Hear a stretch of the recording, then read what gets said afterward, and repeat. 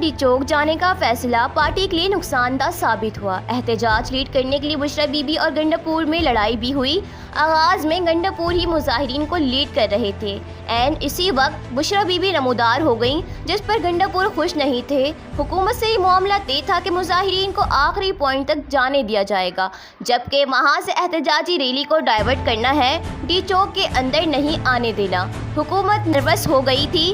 गंडापुर तो ठीक, जबकि बुशरा बीबी हाथ से निकल रही हैं। उन्होंने हमें डबल क्रॉस किया। सूबाई हुकूमत ने पैगाम दिया कि जानी और माली नुकसान हुआ तो एक ही औरत उसकी जिम्मेदार होगी और वो है बुशरा बीबी।